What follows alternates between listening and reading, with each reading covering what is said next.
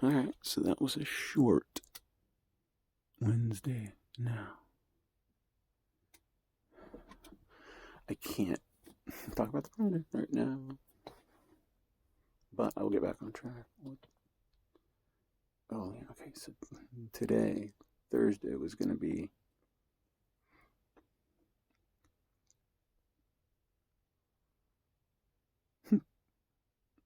talking about a little over 2 years ago. Kind of more background, but not like the details get really dense. So I'll try and give some generalities and keep this video under. If this thing's done by 38, let's try that.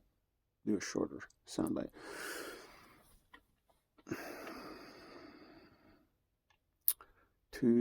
Over 2 years ago, I was working professionally, paying the bills, and I was an editor. Yeah, I would sit behind a machine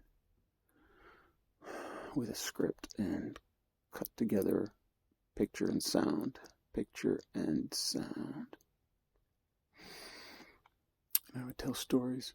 And sometimes I would be just given stuff. Like, here's the footage, make something out of it.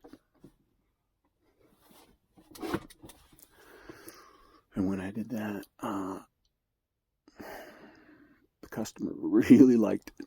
The customer loved it.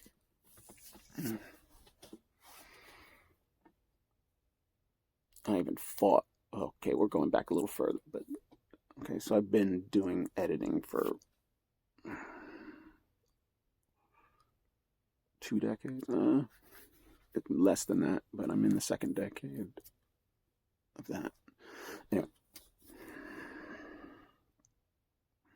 so I'm just realizing how many interesting stories there could be to this section of my life. But I had pretty much gotten to the pinnacle of what you can do in that skill. I could charge just about whatever people, the middle rate, right? There's a low rate, a middle rate, and a high rate. And I got to a point where I could charge the middle rate. And I never really took advantage of that. I never did it. I mean, I never jacked up my price when I was getting a gig. I never did. I thought about the last one I did, and I just raised it a little bit, and I started kind of low. I did. I mean, I went from, well, numbers don't mean anything here because it's economy of scale. Like, different cities, the numbers mean different things, but the demand and the jobs still work. It's the same kind of system working into the business. Like, I just happened to start in LA. Like, I got a job in LA. We'll tell that story eventually, how my first day. But 2 years ago, that job was going away. Like, the best job I had, the highest credibility. It's one of the, you get onto a legendary show and your name is forever associated with that brand. It's like you somehow were part of that brand. You got in there, and even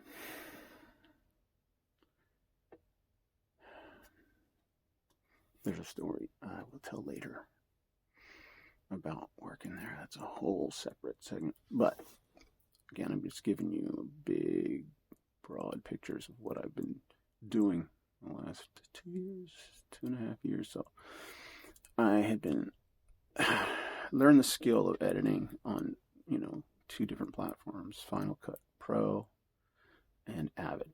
And I fell in love with Avid, yeah. But I could still, tinker with Final Cut Pro. But it showed me that all you had to do was figure out you have a vision, what you want to see on screen, there's different tool sets that will just accomplish it, you know. And you learn that, and you're like, okay, I can do it.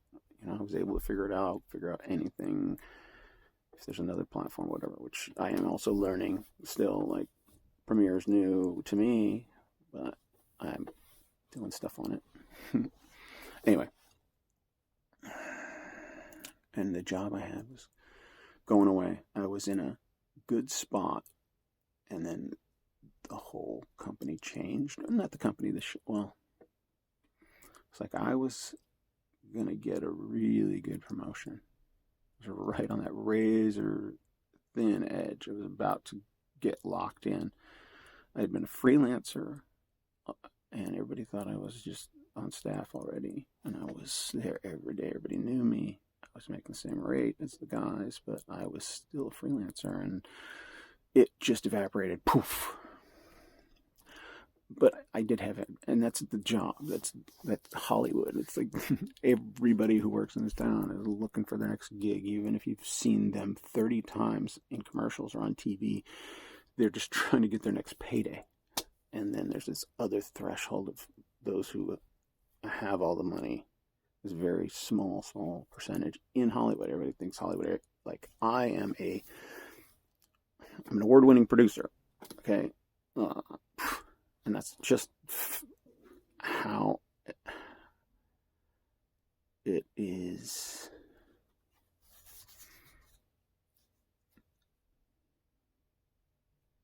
That's how I am seen by a cross-section.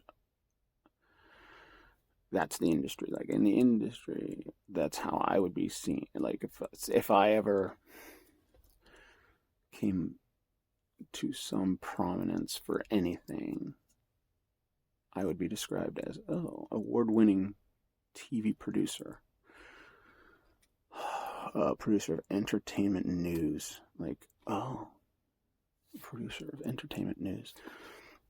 I mean, that's like a specialty, I guess, and I won an award, and that's a whole separate story, but